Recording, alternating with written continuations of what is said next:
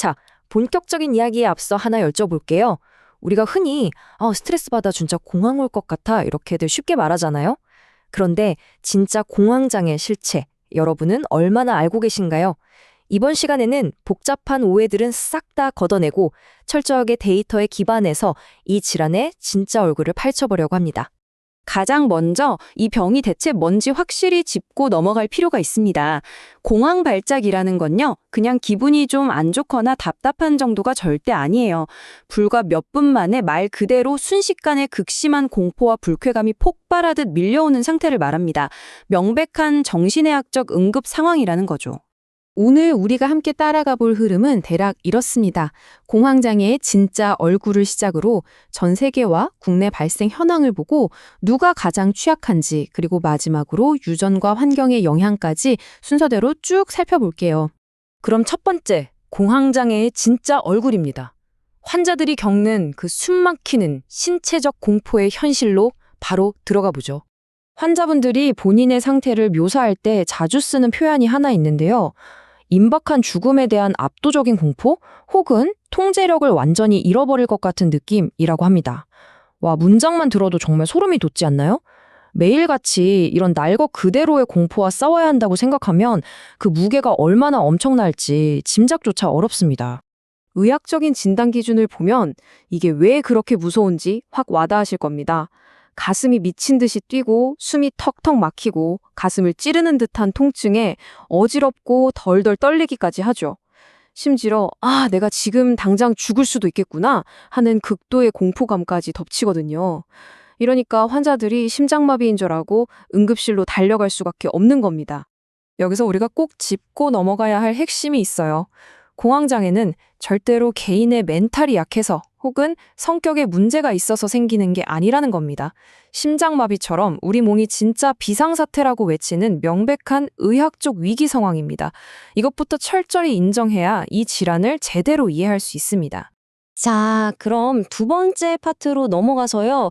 전 세계적으로 또 우리나라에서는 얼마나 많은 사람들이 이 고통을 겪고 있는지 현황을 한번 볼까요?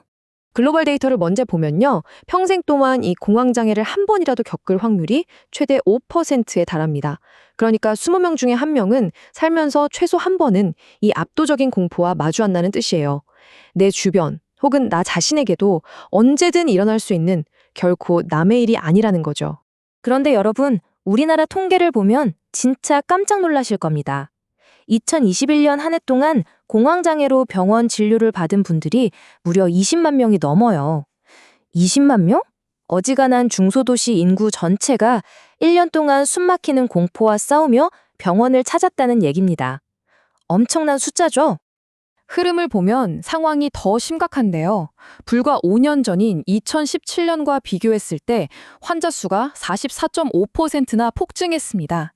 거기에 관련 의료비 지출은 무려 83.5%나 늘어났고요. 이건 그냥 건조한 숫자가 아닙니다. 지금 이 순간에도 숨을 쉬지 못해 헐떡이는 우리 이웃들이 그만큼 빠르게 늘고 있다는 아주 절박한 시그널인 셈입니다. 그렇다면 세 번째, 도대체 누가 이 병에 가장 취약할까요? 인구 통계를 좀 더 자세히 들여다보겠습니다. 여러분 주변을 한번 떠올려 보시겠어요? 막 사회에 발을 내디딘 20대, 아니면 건강이 예전 같지 않은 노년층. 우리 사회에서 공황장애라는 무거운 짐을 가장 많이 짊어지고 있는 세대는 과연 어느 연령대일 것 같나요? 네, 데이터가 가리키는 정답은 바로 40대입니다. 2021년 기준으로 전체 환자의 거의 4분의 1, 정확히는 23.4%가 40대였어요. 그 다음이 50대, 30대 순이었고요.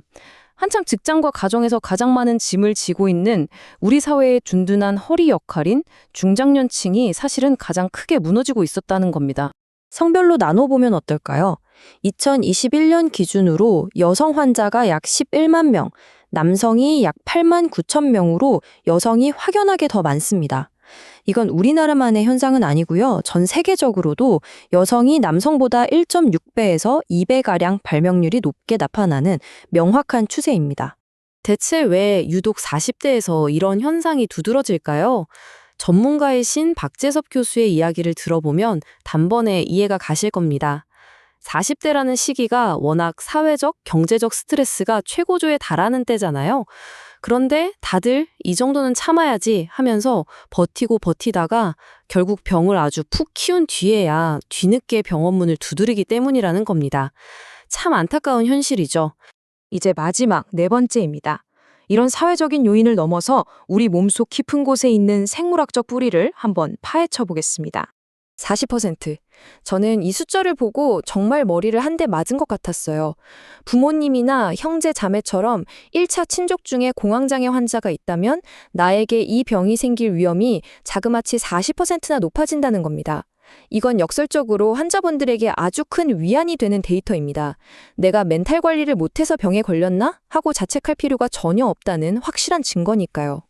그러니까 여러분이 꼭 기억하셔야 할 사실은 이겁니다. 공황장애는 마음먹기에 달린 마음의 병이 아니에요. 대략 43%에 달하는 유전율을 가진 생물학적인 취약성이 팍팍한 환경적 스트레스와 맞물리면서 터져나오는 질환이라는 거죠. 우리가 정신건강을 바라보는 관점 자체를 완전히 뜯어 고쳐야 하는 이유가 바로 여기에 있습니다. 자, 오늘 우리는 명확한 데이터를 통해 공황장애의 진짜 모습을 마주했습니다. 마지막으로 여러분께 이 질문을 하나 던지고 싶네요. 이렇게 치열하고 압박감 넘치는 현대 사회에서 지금 우리가 느끼는 불안과 가슴 두근거림은 그저 외부에서 온 단순한 스트레스일까요? 아니면 누군가 방아쇠를 당겨주기만을 기다리고 있는 내 몸속의 생물학적 알람일까요? 이 질문이 여러분께 깊은 울림을 주었기를 바라며 이번 설명은 여기서 마무리하겠습니다. 함께 해주셔서 감사합니다.